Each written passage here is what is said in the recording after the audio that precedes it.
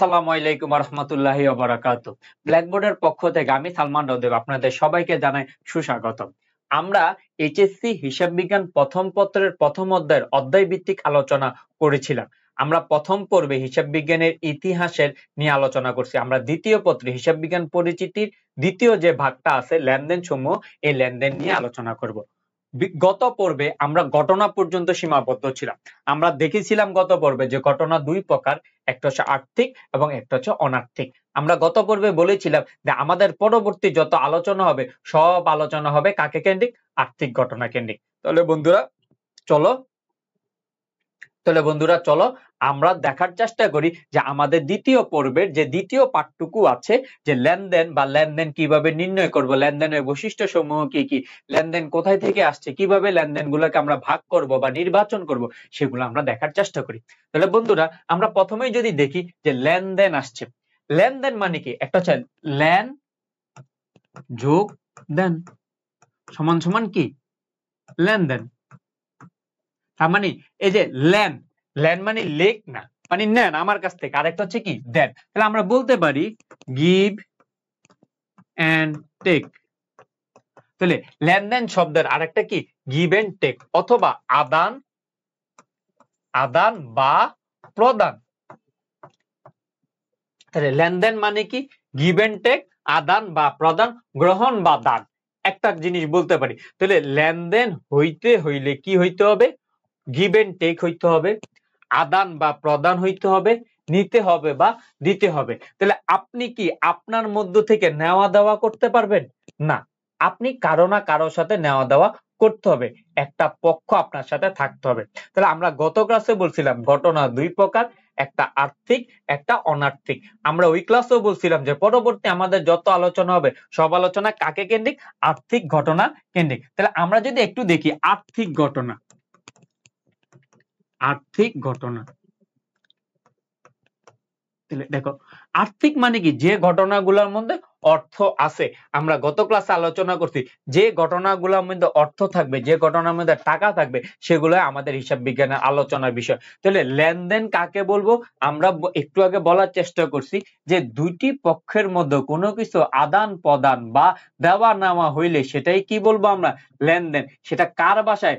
ব্যবসায়ের ভাষায়, ব্যবসায়ের ক্ষেত্রে হইতে হবে। তাহলে বন্ধুরা লেনদেন শব্দের আবিধানিক শব্দ কি? আবিধানিক মানে হচ্ছে বইয়ের ভাষায়। লেনদেন শব্দের আবিধানিক শব্দ বলবো আমরা গিভ এন্ড টেক, আদান বা প্রদান, দেওয়া বা নেওয়া। তাহলে একটা জিনিস যে লেনদেন কি লেনদেন না, সেগুলোর কি বৈশিষ্ট্যের ভিত্তিতে আমরা এই ঘটনাগুলোকে লেনদেন বলবো বা এই ঘটনাগুলোকে আমরা লেনদেন বলবো না, সেটা নিয়ে আলোচনা করব।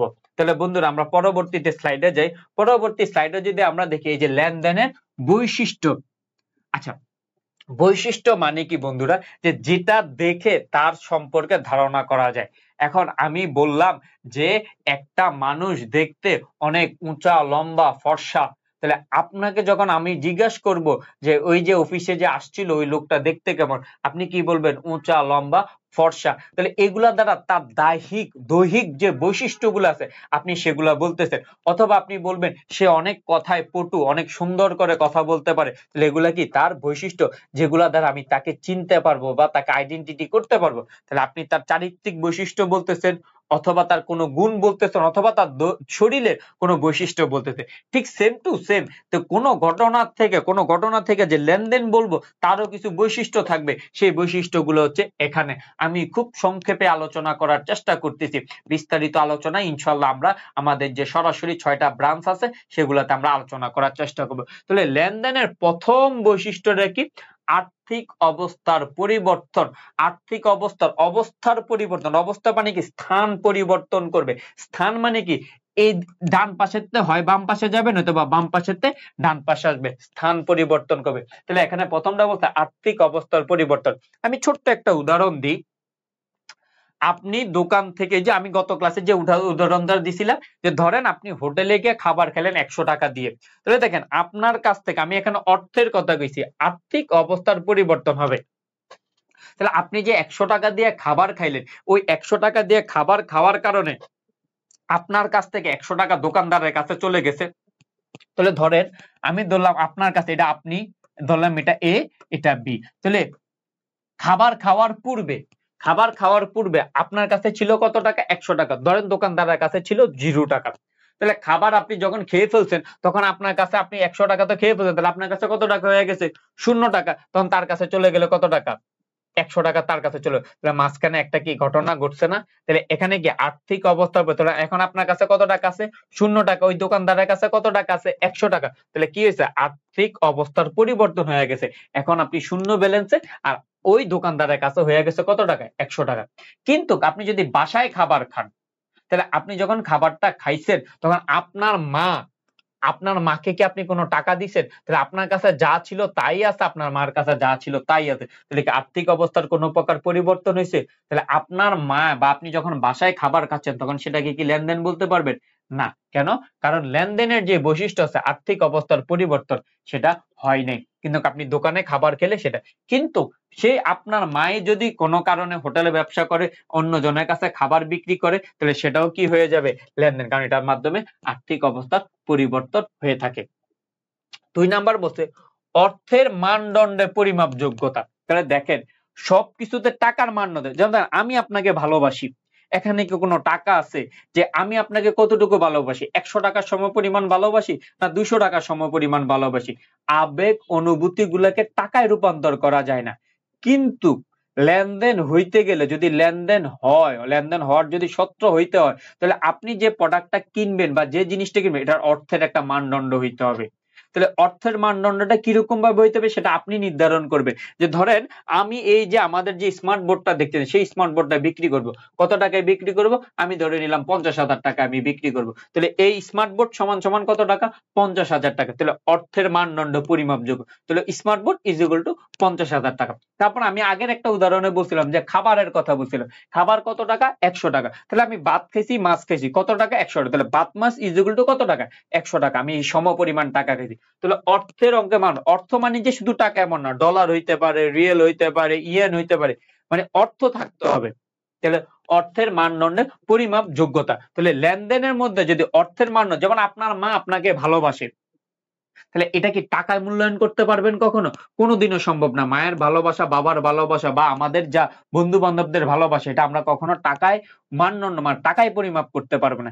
এই কারণে এই লেনদেন হওয়ার বৈশিষ্ট্য, ওই যে মায়ের ভালোবাসা, মা আপনাকে আদর যত্ন করে খাওয়াইতেছে, এটা অর্থের মানদণ্ডে পরিমাপ যোগ্যতা হয় নাই বিদেশ, সেটা কি বলবো না আমরা? লেনদেন বলবো না। ওকে, তারপরে বলছে দ্বৈত সত্তা। সত্তা মানে হচ্ছে ব্যক্তি।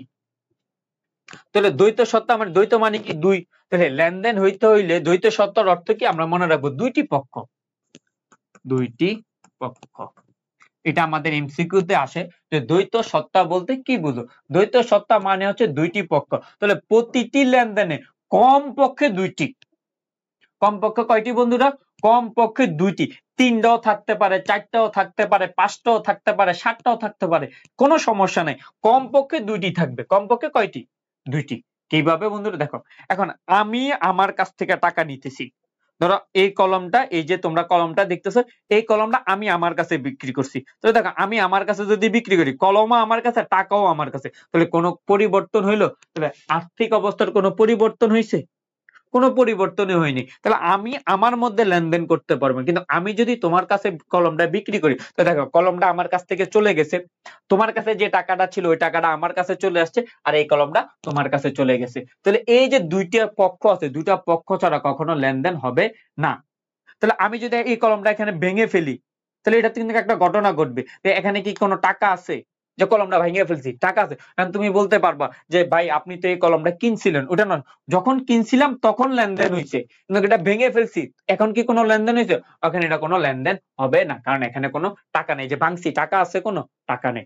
তাহলে এই যে দ্বৈত সত্তা মানে হচ্ছে দুইটি পক্ষ থাকতে হবে। যে কোনো ঘটনাকে যখন আমরা লেনদেন বলবো, কমপক্ষে ওই ঘটনার মধ্যে কমপক্ষে কয়টা পক্ষ থাকবে? কমপক্ষে দুইটা পক্ষ থাকবে। এই দুইটা পক্ষ থাকাকে বলা হয় দ্বৈত সত্তা। লেনদেনের দৃশ্যমানতা। লেনদেন দৃশ্যমান, লেনদেন অদৃশ্যমান দুইটাই হইতে পারে। কিভাবে? এই যে আপনার কাছে আমি কলমটা বিক্রি করতেছি, তাহলে আপনি এই কলমটা দেখতেছেন না? তাহলে এটা হচ্ছে কি দৃশ্যমান একটা লেনদেন। আপনি আসবাবপত্র ক্রয় করছেন, আসবাবপত্রটা দেখা যাইতেছে, সেটা একটা দৃশ্যমান লেনদেন।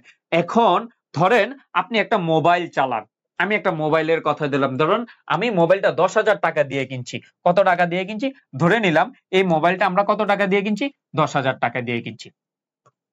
কবে কিনছি? ধরে নিলাম আমি আজকেই কিনলাম, কত টাকা দিয়ে? 10,000 টাকা দিয়ে একটা মোবাইল ক্রয় করছি। তাহলে এই যে মোবাইলটা কিনছেন আপনি 10,000 টাকা দিয়ে, তাহলে আপনি দেখছেন না মোবাইলটা? হ্যাঁ, তাহলে এটা কোন ধরনের লেনদেন? দৃশ্যমান লেনদেন। এখন আপনি ধরেন আপনি এটাকে ব্যবহার করলেন 1 বছর। 1 বছর পর ওই ব্র্যান্ডের একটা নতুন ফোন আসলো, আপনি ওই ফোনটা কিনবেন। এখন আপনার অর্থ সংকট, আপনি আগে যে দুইটা ফোন আপনার দরকার নাই, আপনার আপডেটটা হইলেই চলবে, তখন আপনি এই ফোনটা বিক্রি করে দিবেন। তাহলে আপনি ব্যবহার করছেন কত বছর? 1 বছর। এখন আপনি বিক্রি করতে গেছেন, এখন দাম পড়ে গেছে 7,000 টাকা। তাহলে 1 বছর সমান সমান কত টাকা নাই? 3,000 টাকা নেয়। এখন আপনি চিন্তা করেন, আপনি যে এই যে 10,000 টাকা দিয়ে মোবাইলটা কিনছেন, যখন আপনি 7,000 টাকায় বিক্রি, তখন আপনি মোবাইল থেকে কি কোনো নাট বল্টু বা কোনো কিছু কি খুইলা রেখে দিয়েছেন? না, আপনি 1 বছর আগে 10,000 টাকা দিয়ে মোবাইলটা যেভাবে ক্রয় করছেন, ঠিক সেম টু সেম 1 বছর পরে আপনি 7,000 টাকায় সেভাবে বিক্রি করতেছেন, কিন্তু মাঝখানে নাই কত টাকা? 3,000 টাকা। তাহলে সেটা কি? ওই যে আপনি মাঝখানের 1 বছর ব্যবহার করছেন, এই ব্যবহারের কারণে দামটা কমে গেছে। তাহলে এই যে ব্যবহারের কারণে দামটা যে 3,000 টাকা কমে গেছে, এটা কি আপনি চোখে দেখছেন? যে এই যে অবচয়টা হইছে, অবলোপনটা হইছে, এটা কি আপনি দেখছেন চোখে? দেখেন নাই। এই কারণে এটা কোন ধরনের? বাট এটা লেনদেন হইছে, আপনার দাম কমে গেছে 3,000 টাকা। এই কারণে এটা কোন ধরনের লেনদেন? অদৃশ্যমান লেনদেন। তাহলে লেনদেনের আরেকটা গুরুত্বপূর্ণ বৈশিষ্ট্য, লেনদেন দৃশ্যমান এবং অদৃশ্যমান উভয় হইতে পারে। লেনদেন যে শুধু দেখাই যাবে বিষয়টা এমন না, আবার দেখাই যাবে না তাও না। লেনদেন দৃশ্যমানও হইতে পারে, লেনদেন অদৃশ্যমানও হইতে পারে। এই কারণে বলা হয় লেনদেন দৃশ্যমানতার ভিত্তিতে 2 প্রকার, দৃশ্যমান এবং অদৃশ্যমান। অদৃশ্যমান লেনদেন গুলো কি কি? অবচয়, অবলোপন, অবক্ষয়, এগুলোকে বলা হয় অদৃশ্যমান লেনদেন। কারণ এই লেনদেন গুলাকে দেখা যায় না, বাট কোম্পানিতে ইফেক্ট ফেলে, এই কারণে আমরা এগুলোকে বলি অদৃশ্যমান লেনদেন।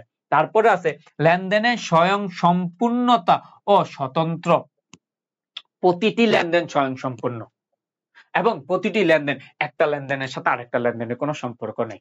সেপার এক্সাম্পল, ধরেন আমি বললাম বাকিতে আসবাবপত্র ক্রয় 10,000 টাকা, এটা একটা লেনদেন। তারপরে যখন এই আসবাবপত্রের টাকা আমি পরিশোধ করব, সেটা আরেকটা লেনদেন, এটার সাথে এটার কোনো সম্পর্ক নাই। হ্যাঁ, ওই যে টাকাটা পরিশোধ করতেছি, ওই যে পাওনাদারটা, এটা এই লেনদেনের কারণে ক্রিয়েট হয়েছে, এটা সত্য, কিন্তু তার সাথে তার কোনো যোগসাজশ নেই। ধরেন আমি বললাম যে আসবাবপত্র ক্রয়, বাকিতে আসবাবপত্র ক্রয় 50,000 টাকা। তাহলে কি হচ্ছে? আপনার আসবাবপত্র আপনার কাছে আছে, তাহলে আপনি বলবেন আসবাবপত্র হিসাব ডেবিট, পদে হিসাব ক্রেডিট। ঠিক আছে, ওকে, এই লেনদেন কমপ্লিট। যখন আপনি এই টাকাটা পরিশোধ করতে যাবেন, তখন বলবেন প্রদেয় হিসাব ডেবিট, নগদান হিসাব ক্রেডিট। ওই প্রদেয় হিসাবের সাথে এর যোগসাজশ থাকলেও দুইটা লেনদেন সম্পূর্ণ কি? আলাদা। এই কারণে বলছে লেনদেনের স্বয়ং সম্পূর্ণতা ও স্বতন্ত্র। প্রতিটি লেনদেন এক একটা লেনদেন এক একটা লেনদেন থেকে আলাদা। এই লেনদেনের আরেকটা গুরুত্বপূর্ণ বৈশিষ্ট্য হচ্ছে হিসাব সমীকরণের প্রভাব। এটা আমরা পরবর্তীতে স্লাইডে রাখছি, এই কারণে আমরা এখানে 6 নাম্বার দিয়ে এটাকে লিখি নেই, যে হিসাব সমীকরণের প্রভাবটা আমরা পরে আলোচনা করব। তাহলে কোন ঘটনা থেকে যদি সেটাকে লেনদেন হইতে হয়, তাহলে সেটাকে এই বৈশিষ্ট্যগুলোকে পার করতে হবে, তখন গিয়ে আমরা এগুলাকে কি বলবো? লেনদেন বলবো। আচ্ছা বন্ধুরা, তারপরে স্লাইডটাতে দেখি। তারপরে বলছে ঘটনা থেকে লেনদেন চিহ্নিতকরণ। আমরা ঘটনা থেকে কিভাবে লেনদেন চিহ্নিত করব? ওই যে বৈশিষ্ট্যগুলা, ওই বৈশিষ্ট্যগুলা যে ঘটনার মধ্যে থাকবে, সে ঘটনাগুলাকে আমরা কি বলবো? লেনদেন বলবো। আমি এক্সাম্পল স্বরূপ বলি, আমি বললাম 1 লক্ষ টাকা নিয়ে ব্যবসা আরম্ভ করা হলো। কত লাখ টাকা নিয়ে? 1 লক্ষ টাকা নিয়ে। এটা একটা ঘটনা, এটা লেনদেন কিনা সেটা চিহ্নিত করতে হবে। যে লেনদেন থেকে চিহ্নিত ওই যে বৈশিষ্ট্যগুলো, সেই বৈশিষ্ট্যগুলো আমরা নির্ণয় করব। তাহলে বৈশিষ্ট্যর প্রথমটা কি ছিল? আর্থিক অবস্থার পরিবর্তন। তাহলে 1 লক্ষ টাকা নিয়ে যে আমরা ব্যবসা শুরু করছি, তাহলে ধরো মালিক আমারে দিছে, ধরো আমি ধরলাম এটা মালিক আর এটা আমি। তাহলে মালিক আমাকে কি দিছে? 1 লক্ষ টাকা দিছে। তাহলে আমার 1 লক্ষ টাকা প্লাস বাইরে গেছে, তাহলে মালিকের 1 লক্ষ টাকা কি? মাইনাস, কমছে। তাহলে এই যে আর্থিক অবস্থার পরিবর্তন হয়েছে, আমার কাছে কোনো টাকা ছিল না, এখন আমার কাছে 1 লাখ টাকা, মালিকের কাছে 1 লাখ টাকা ছিল, মালিকের কাছে এখন কোনো টাকা নাই। তাহলে এই যে আর্থিক অবস্থার পরিবর্তন হয়েছে। তারপরেরটাতে যদি আমরা দেখি, তারপরেরটাতে দেখো, তারপরেরটা বলছে কি? অর্থের মানদণ্ডে পরিমাপযোগ্যতা। এই যে অর্থের মানদণ্ড, 1 লক্ষ টাকা, এই যে অর্থের মানদণ্ড পাইছি। তারপরেটা ছিল দ্বৈত সত্তা, দুইটি পক্ষ থাকবে। তাহলে দেখো মালিক এখানে একটা পক্ষ, আমি একটা পক্ষ, দুইটা পক্ষ, তাহলে দ্বৈত সত্তা হইলো। তারপরে বলছে লেনদেনের দৃশ্যমানতা, এই যে লেনদেনটা দেখা গেছে মালিক আমার 1 লক্ষ টাকা দিচ্ছে, আমি ওই টাকাটা দেখছি না, দেখছি। তাহলে ঘটনা থেকে লেনদেন এইভাবে চিহ্নিত করতে হবে। তারপর আমি বললাম, আমি আরেকটা উদাহরণ দিয়ে বলি যে 50,000 টাকা বেতনে একজন ম্যানেজার নিয়োগ দেওয়া হলো। আমি 50,000 টাকা বেতনের একজন ম্যানেজার নিয়োগ দিছি। তাহলে আমাদের লেনদেন হওয়ার প্রথম শর্তই হচ্ছে কি আর্থিক অবস্থার পরিবর্তন। মাস শেষ হলে তারা বেতন দিলে অবস্থান পরিবর্তন হবে, কিন্তু নিয়োগ দিছি এখানে কি তাকে আমি কোনো টাকা দিছি? তাহলে আমার অর্থের বা আর্থিক অবস্থার কোনো প্রকার পরিবর্তন কি আমার ঘটছে? ঘটে কিন্তু নাই। তাহলে আমরা বলতে পারবো না যেহেতু আর্থিক অবস্থার পরিবর্তন ঘটে নাই, এই কারণে এটা কি না, লেনদেন নয়। দ্বৈত সত্তা ঠিক আছে, অর্থের মানদণ্ড ঠিক আছে, দৃশ্যমান ঠিক আছে, সব ঠিক আছে, কিন্তু আর্থিক অবস্থার পরিবর্তন হয় নাই, এই কারণে তাকে আমরা লেনদেন বলতে পারবো না। যখন এই লোক, এই ম্যানেজার আমার অফিসে কাজ করবে, তখন গিয়া কাজ করার পর যখন আমি তাকে টাকা দিব, তখন সেটাকে আমি লেনদেন হিসাবে লিপিবদ্ধ, কিন্তু নিয়োগ দিছি এই কারণে এটাকে কি বলতে পারবো না বন্ধুরা, লেনদেন বলতে পারবো না। তাহলে ঘটনা থেকে লেনদেন কিভাবে চিহ্নিত করতে হয় সেটা আমরা বুঝতে পারছি। আচ্ছা, তারপরেরটা আমরা চলে যাই। তারপরে আমি বলছিলাম ওই যে লেনদেনের বৈশিষ্ট্যের মধ্যে সবচেয়ে গুরুত্বপূর্ণ বৈশিষ্ট্য হচ্ছে হিসাব সমীকরণ বা হিসাব সমীকরণের প্রভাব। আমরা জানি আমাদের যে হিসাব সমীকরণ সেটা হচ্ছে এ সমান সমান এল প্লাস ও ই। ও ই মানে হচ্ছে ওনার্স ইকুইটি, এ মানে হচ্ছে অ্যাসেট, এল মানে হচ্ছে লাইবিলিটিস। তাহলে বন্ধুরা এই হিসাব সমীকরণটা কি দেখো, আগে খেয়াল করো, এই যে আগের সর্বপ্রথম হিসাব সমীকরণ ছিল এ সমান সমান L, asset is equal to liabilities, সম্পদ সমপরিমাণ দায়। তার মানে 1 টাকা যদি সম্পদ থাকে, দায়ও থাকবে কত টাকা? 1 টাকা। সেটা কিভাবে সম্ভব? তাহলে এখানেও যদি আমরা ব্যাখ্যা করি যে আমাদের সম্পদ যদি 1 টাকা হয়, তাহলে দায়ও মালিকানা সত্ত্ব মানে এই দুইটা মিলেও আমাদের কত টাকা হবে? 1 টাকা হবে। কেন? এটার কারণ হচ্ছে হিসাব বিজ্ঞানের নীতিমালা, আমাদের পঞ্চম অধ্যায়ে আছে হিসাব বিজ্ঞানের নীতিমালা। হিসাব বিজ্ঞানের একটা গুরুত্বপূর্ণ নীতি হচ্ছে ব্যবসায়িক সত্তা নীতি। ব্যবসায়িক সত্তা নীতিতে বলা হয়েছে যে প্রতিষ্ঠানের সাথে মালিকের কোনো প্রকার সম্পর্ক নাই। প্রতিষ্ঠান আলাদা পক্ষ, মালিক আলাদা পক্ষ। তাহলে আবার বন্ধুরা চিন্তা করো, ধরো আমি আমাকে প্রতিষ্ঠান রূপে চিন্তা করতেছি, আমার একজন মালিক আছে, মালিক আমাকে টাকা দিছে, ওই যে একটু আগে বললাম মালিক আমাকে 1 লক্ষ টাকা দিছে, তাহলে সেটা কি নগদ টাকা? নগদ টাকা আমার জন্য সম্পদ। তাহলে আমার সম্পদ বাড়ছে কত টাকা? 1 লক্ষ টাকা। আর ওই যে মালিক আমাকে দিছে, তাহলে মালিক দিলে কিটা? মূলধন। মূলধন মানে হচ্ছে মালিকানা সত্ত্ব, তাহলে মালিকানা সত্ত্বের পরিমাণও কত বাড়ছে? 1 লক্ষ টাকা বাড়ছে। তাহলে দেখো সম্পদ এবং দায় অলওয়েজ কি হইতেছে? সমান হইতেছে। এই কারণে হিসাব সমীকরণের দুই পাশ সবসময় সমান হয়। কেন সমান হয়? ব্যবসায়িক সত্তা নীতি অনুযায়ী। তাহলে একটা গুরুত্বপূর্ণ কথা হচ্ছে যে স্যার তাহলে এ সমান সমান এল প্লাস ও, এই হিসাব সমীকরণটা কারা তৈরি করছে? এই হিসাব সমীকরণটা তৈরি করছে ইউএস এর হিসাব বিজ্ঞানীগণ। তাহলে আমেরিকান হিসাব বিজ্ঞানীগণ এই এ সমান সমান এল প্লাস ও ই হিসাব সমীকরণটা প্রকাশ করছে। আমি হিসাব সমীকরণ আরো কয়েকটা রূপ জানি যেগুলো আমি তোমাদের সাথে শেয়ার করতে চাই। তোমরা একটু খেয়াল করো, এই যে এ সমান সমান, এগুলো আমাদের এডমিশনের জন্য অনেক সময় গুরুত্বপূর্ণ কাজে আছে। দেখো এ সমান সমান এল প্লাস, এ সমান সমান এল প্লাস ওই, ওই মানে কি? ওনার্স ইকুইটি, মালিকানা সত্ত্ব। এটা হচ্ছে এক মালিকানা প্রতিষ্ঠানের ক্ষেত্রে হিসাব সমীকরণ। যখন সেটা পার্টনারশিপ বিজনেস হয়ে যাবে তখন সেটা হয়ে যাবে পিই, পার্টনারশিপ ইকুইটি, অংশীদারদের সত্ত্ব। যখন সেটা শেয়ার ব্যবসা হয়ে যাবে তখন সেটা হয়ে যাবে এসই, এ সমান সমান এল প্লাস এসই, স্টক হোল্ডার বা স্টক সত্ত্ব। তাহলে এই শেয়ার হোল্ডারদের সত্যটাকে তখন এসি বা স্টক ইকুইটি নামে ডাকা হবে। তাহলে বন্ধুরা দেখো সব জায়গায় কিন্তু দেখো দায় এবং মালিকানা পাঠ সমান। এই কারণে আমাদের আর্থিক অবস্থা বিবরণীতে সম্পদ এবং দায়ের পাশ সবসময় কি হয়ে যায়? মিলে যায়। রেও মিলে ডেবিট এবং ক্রেডিট পাশ মিলে যায়। খতিয়ানে ডেবিট এবং ক্রেডিট পাশকে মিলিয়ে দিতে হয়, যাবে যাতে যোগফল সবসময় কি আসে? আমাদের সমান আসে। তাহলে আমরা এই হিসাব সমীকরণটা নিয়ে আরেকটু আলোচনা করি। তাহলে হিসাব সমীকরণটা প্রধানত বোঝা গেছে যে আমাদের যে এ সমান সমান এল প্লাস ওই, এটা কিভাবে হয়েছে? এই সমীকরণটা কারা তৈরি করছেন? আমেরিকান হিসাব বিজ্ঞানীগণ। আমরা এখন একটু দেখি আমাদের যে সমীকরণ আছে এ সমান সমান এল প্লাস ওই, আমরা এটাকে নিয়ে একটু বিস্তারিত আলোচনা করব। তাহলে আমরা যদি লিখি এ সমান সমান এল প্লাস ওই, ওই মানে কি? ওনার্স ইকুইটি বা মালিকানা সত্ত্ব। তাহলে এই ওই কে ভাঙলে আমরা আরো চারটা পাবো, সি প্লাস আর minus E x minus D. তাহলে সি ফর হচ্ছে ক্যাপিটাল, ক্যাপিটাল মানে হচ্ছে কি মূলধন, আর ফর রেভিনিউ, রেভিনিউ মানে হচ্ছে রাজস্ব বা আয়, ই এক্স মানে হচ্ছে এক্সপেন্স, এক্সপেন্স মানে হচ্ছে ব্যয়, ডি ফর ড্রয়িংস, ড্রয়িংস মানে হচ্ছে কি উত্তোলন। তাহলে এই ওই কে বিশ্লেষণ করলে আমরা এই চারটা উপাদান পাই। তাহলে আমরা যদি আগের গুলা লিখে দিই তাহলে কি দাঁড়ালো, এ সমান সমান এল প্লাস এ সমান সমান এল প্লাস সি প্লাস আর minus E x minus D. তাহলে এটা কি বড় রূপ না? এটা দেখো একটু ছোট, এটা কি একটু বড় না? এই কারণে এটাকে বলা হয় বর্ধিত রূপ, বর্ধিত রূপ। তাহলে হিসাব সমীকরণের বর্ধিত রূপটা কি বন্ধুরা? এ সমান সমান এল প্লাস সি প্লাস আর minus E x minus D. তাহলে হিসাব সমীকরণের মৌলিক রূপ বা মূল রূপ বা মেইন রূপ হচ্ছে এ সমান সমান এল প্লাস ওই, আর হিসাব সমীকরণের যৌগিক রূপ বর্ধিত রূপ বড় রূপ হচ্ছে আমরা কি এ সমান সমান এল প্লাস সি প্লাস আর minus E x minus D. বন্ধুরা আমি জানি তোমরা সেটা জানো, কারণ ইতিপূর্বে তোমরা এই জিনিসগুলো পড়েছো, কিন্তু সমস্যা হচ্ছে আমরা যখন পরীক্ষার হলে যাই তখন এই চিহ্নগুলো আমরা মনে রাখতে পারি না।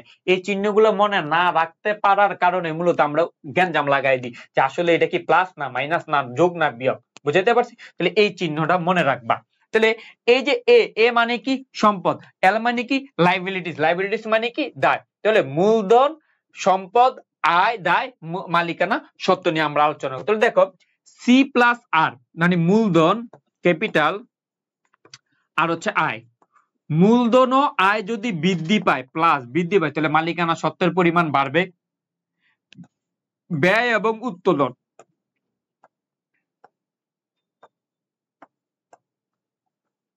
যদি বাড়ে তাহলে মালিকানা সত্ত্ব কি হবে? কমবে, মালিকানা সত্ত্বের পরিমাণ কমে যাবে।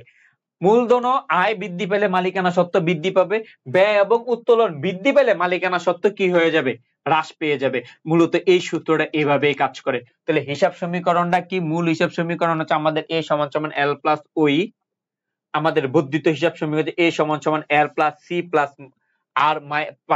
আর minus E x minus D. তাহলে আমরা এই হিসাব সমীকরণটা নিয়ে আলোচনা করেছি। মাথায় রাখবো যে কোন ঘটনা লেনদেন হইতে হইলে এই হিসাব সমীকরণে কোনো না কোনো একটা উপাদানকে প্রভাবিত করবে। তাহলে হিসাব সমীকরণকে কোনো উপাদানকে প্রভাবিত করা ব্যতীত কোনো জিনিসকে লেনদেন আমরা বলতে পারবো না। তাহলে বন্ধুরা বোঝা গেছে হিসাব সমীকরণের প্রভাব। তারপরটাতে আমরা চলে যাই, বলছে হিসাব সমীকরণের প্রভাব, হিসাব সমীকরণ কিভাবে প্রভাব বিস্তার করে। তাহলে আমি একটা লেনদেন বলি যে নগদে পণ্য ক্রয় 2000 টাকা। তাহলে এটা আগে লেনদেন কিনা সেটা আমাকে আগে দেখতে হবে, যেটা লেনদেন কিনা, তারপরে আসবে হিসাব সমীকরণের প্রভাব। লেনদেনের প্রথম শর্ত হচ্ছে আর্থিক অবস্থার পরিবর্তন। তাহলে আমরা যদি দেখি নগদে পণ্য ক্রয় 2000 টাকা, এটার কারণে আমার কাছ থেকে নগদ টাকা চলে গেছে, পণ্য আমার কাছে চলে আসছে, তাহলে 2000 টাকা আমার কাছে কমে গেছে, তার মানে আমার আর্থিক অবস্থার পরিবর্তন হয়েছে। অর্থের মাপকাঠিতে মানদণ্ডযোগ্য বা পরিমাপযোগ্য, তাহলে এই যে 2000 টাকা, পণ্যটার দাম কত টাকা? 2000 টাকা। দ্বৈত সত্তা, আমি যার থেকে কিনছি সে একটা পক্ষ, আমি একটা পক্ষ, এই হচ্ছে দ্বৈত সত্তা। আমি কি বুঝাইতে পারছি কি বুঝাইতে পারি না? তারপরে যদি আমি বলি যে লেনদেনের দৃশ্যমানতা, 2000 টাকার পণ্য কিনছি, এটা দেখা গেছে, তার মানে এই নগদে পণ্য ক্রয় 2000 টাকা, এটা কি বন্ধুরা আমাদের লেনদেন, আমরা স্বীকৃতি দিয়ে দিছি। এবার আমরা দেখবো হিসাব সমীকরণের প্রভাব। হিসাব সমীকরণের প্রভাব ব্যাখ্যা করার আগে সবার আগে আমাদেরকে ব্যাখ্যা করতে হবে হিসাবের দুইটি পক্ষ, হিসাবে দুটি পক্ষ কিভাবে নির্ণয় করতে হয় সে নিয়ে আমি পরবর্তীতে জাবেদার অধ্যায় ইনশাআল্লাহ আলোচনা করব। এখানে শর্টকাটে আলোচনা করতেছি। তাহলে নগদে পণ্য ক্রয়, নগদে পণ্য ক্রয় করার কারণে আমার কাছে পণ্য আসছে, আর পণ্য থাকলে সেটাকে আসলে আমরা সেটাকে কি নামে লিখি? ক্রয় হিসাব নামে লিখি। তা আমরা লিখতে পারি ক্রয় হিসাব ডেবিট কত টাকা? 2000 টাকা। আর নগদান পণ্য ক্রয়, ধরো নগদ টাকা চলে গেছে, এই কারণে বলতে পারি নগদান হিসাব ক্রেডিট কত টাকা? 2000 টাকা। Okay fine. তাহলে ক্রয়, আমরা জানি ক্রয় করলে টাকা আসে না যায়? ক্রয় করলে টাকা চলে যায়, টাকা চলে যাওয়ার কারণ কি? ব্যয়। তাহলে ক্রয় আমাদের জন্য কি? ব্যয়বাচক হিসাব। ব্যয় কোন পাশে বসছে? ডেবিট পাশে। আমরা এটাও জানি ব্যয় এবং সম্পদ বৃদ্ধি পাইলে ডেবিট, হ্রাস পাইলে ক্রেডিট। আয়, দায়, মালিকানা সত্ত্ব বৃদ্ধি পাইলে ক্রেডিট, হ্রাস পাইলে ডেবিট। তাহলে ব্যয় বৃদ্ধি পাইছে, এই কারণে এটা কোন পাশে বসছে?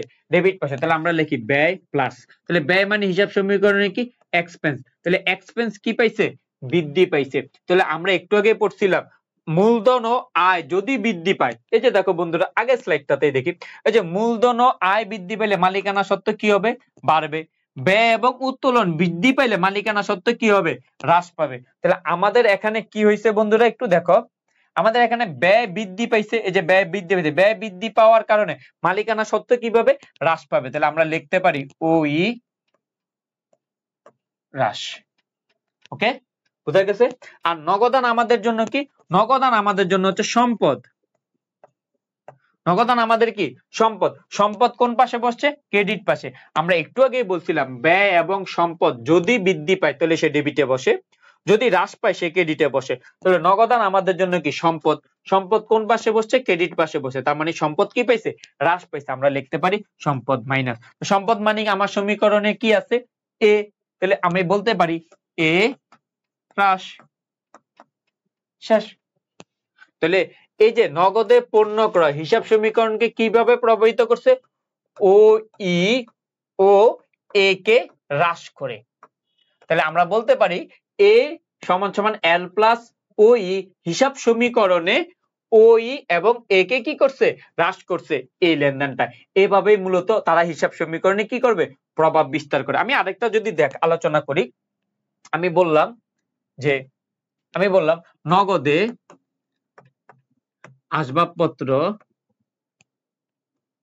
আসবাবপত্র বিক্রয়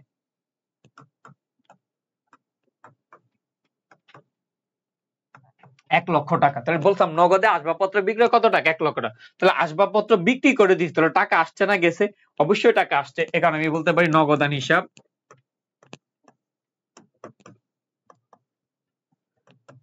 ডেবিট। আর আসবাবপত্র বিক্রি করছে, এই কারণে আসবাবপত্র চলে গেছে আমার কাছে, এই কারণে যা চলে গেছে তা কি? আসবাবপত্র হিসাব ক্রেডিট।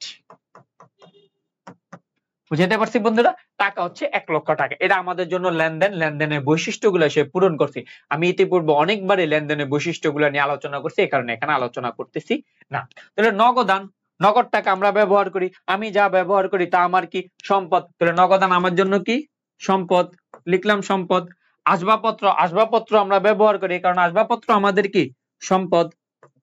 আমি একটু আগে বলছিলাম যে যদি ব্যয় এবং সম্পদ বৃদ্ধি পায় তাহলে ডেবিট পাশে বসে, ব্যয় এবং সম্পদ যদি হ্রাস পায় তাহলে কোন পাশে বসে? ক্রেডিট পাশে বসে। তাহলে বন্ধুরা এখানে দেখো সম্পদ একবার ডেবিট পাশে বসছে, সম্পদ একবার ক্রেডিট পাশে বসছে। তার মানে ক্রেডিট পাশে যখন বসছে তখন সম্পদ হ্রাস পাইছে, তার মানে আসবাবপত্র কি পাইছে? হ্রাস পাইছে, লিখলাম মাইনাস। আর যখন ডেবিট পাশে বসে তখন সম্পদ বৃদ্ধি পাইছে, তখন সেটা লিখলাম প্লাস। তাহলে সম্পদ সমান সমান কি? আমরা জানি এ সমান সমান এল প্লাস ই হিসাব সমীকরণে সম্পদ বলতে কাকে বোঝায়? এ কে বোঝায়। তাহলে এ বৃদ্ধি পাইছে প্রথমে, আর নিচে আবার কি পাইছে? এ হ্রাস পাইছে। শেষ। তাহলে এই যে এটা কি? শুধু একটা পক্ষকে, এই যে এ সমান সমান এল প্লাস ও ই, শুধু এক সাইডকেই পরিবর্তন করছে না, এটাকে বলা হয় গুণগত পরিবর্তন। হিসাব পক্ষের এক পাশের পরিবর্তনকে কি বলা হয়? গুণগত পরিবর্তন। আর যখন সে উভয় পাশকে প্রভাবিত করবে, উভয় পাশকে পরিবর্তন করবে, তখন সেটাকে বলবো আমরা কাঠামোগত পরিবর্তন। তাহলে গুণগত পরিবর্তন কি? হিসাবের এক পক্ষকে বা হিসাব সমীকরণে এক পক্ষকে প্রভাবিত করা বা পরিবর্তন করাকে বলবো আমরা গুণগত পরিবর্তন। আর যখন উভয় পক্ষকে প্রভাবিত করব তখন সেটাকে বলবো কি? কাঠামোগত পরিবর্তন। আচ্ছা, আমরা আরেকটা লাস্ট একটা এক্সাম্পল আলোচনা করি, যে লাস্ট এক্সাম্পলটা কি? লাস্ট এক্সাম্পলটা হচ্ছে আমাদের যে ব্যাংক হতে বা ঋণ গ্রহণ করা হলো, ব্যাংক হতে না, আমরা শুধু বলবো ঋণ গ্রহণ করা হলো। ঋণ, আমরা লিখি ঋণ গ্রহণ করা হলো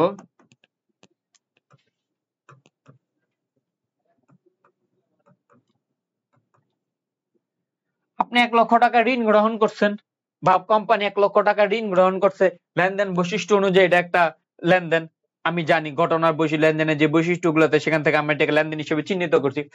1 লক্ষ টাকা ঋণ গ্রহণ কারণে আপনার কাছে কি আসছে, নগদ টাকা আসছে। যদি ব্যাংক থেকে ঋণ গ্রহণ করতো তাহলে ব্যাংক বাড়তো, আমি ধরে নিলাম নগদে ঋণ নিছি, তাহলে আমি বলতে পারি নগদান হিসাব ডেবিট, আর ঋণ হিসাব কি, ঋণ হিসাব, যেহেতু ঋণ আমার জন্য কি দায়, নগদ টাকাটা ঋণ গ্রহণ করার কারণে আসছে। তাহলে নগদান আমি একটু আগে বলছিলাম নগদান আমাদের জন্য কি সম্পদ, সম্পদ কোন পাশে বসছে, ডেবিট পাশে, তার মানে সম্পদ বৃদ্ধি পেয়েছে। তাহলে সম্পদ বৃদ্ধি পেলে কি হবে আমাদের, এ বৃদ্ধি। Okay fine. আর ঋণ, ঋণ মানে কি কর্জ, আমি আরেকজনের কাছ থেকে ধার নিছি, তাহলে আমি বলতে পারি ঋণ আমাদের জন্য কি দায়, কারণ অন্যজন আমাকে টাকা পাবে, এই টাকাটা আমাদেরকে পরিশোধ করতে হবে। তাহলে এই দায় কোন পাশে বসছে, ক্রেডিট পাশে বসছে। আমরা একটু আগে বলছিলাম আয়, দায় এবং মালিকানা সত্ত্ব যখন বৃদ্ধি পায় তখন ক্রেডিট পাশে বসে, যখন হ্রাস পায় তখন ডেবিট পাশে বসে। ব্যয় আর সম্পদ যখন বৃদ্ধি পায় তখন ডেবিট পাশে বসে, ব্যয় আর সম্পদ যখন হ্রাস পায় তখন ক্রেডিট পাশে বসে। সেই আলোচনা আমরা দেখতে পাইতেছি দায়টা কোন পাশে বসছে, ক্রেডিট পাশে বসছে, এই কারণে দায়টা কি পাইছে, বৃদ্ধি পাইছে। তার মানে দায় প্লাস, আমরা বৃদ্ধি না লিখে আমরা প্লাসটা লিখে দিলাম। তাহলে দায় মানে কি এল, তাহলে এল বৃদ্ধি। তাহলে দেখো আমরা সমীকরণে কি কি প্রভাব ফেলছে, এ বৃদ্ধি এবং এল বৃদ্ধি পেয়েছে। তাহলে আমাদের সমীকরণের প্রভাবটা আমরা আলোচনা করছি। আমরা এভাবে আমরা লেনদেনগুলো নিয়ে আলোচনা করার চেষ্টা করছি, লেনদেনগুলো কিভাবে প্রভাব বিস্তার করছে। আমাদের শেষ পর্বে আমরা একটা বোর্ড কোশ্চেন সলিউশন করব। এই বোর্ড কোশ্চেন সলিউশন করে আমরা দেখব যে আমাদের পরীক্ষাতে কিভাবে অঙ্ক আসে, আমরা কিভাবে সলিউশন করব। তাহলে প্রথম অধ্যায়টাকে আমরা 3 পর্বে খুব সংক্ষেপে আলোচনা করে শেষ করছি। তাহলে সবাই এই ভিডিওটাতে যদি কোনো অংশ বুঝতে অসুবিধা হয় তাহলে আমাদেরকে জানানোর অনুরোধ রইল। সবাই ভালো থাকবেন, সুস্থ থাকবেন, সুন্দর থাকবেন। আসসালামু আলাইকুম ওয়া রাহমাতুল্লাহি ওয়া বারাকাতুহু।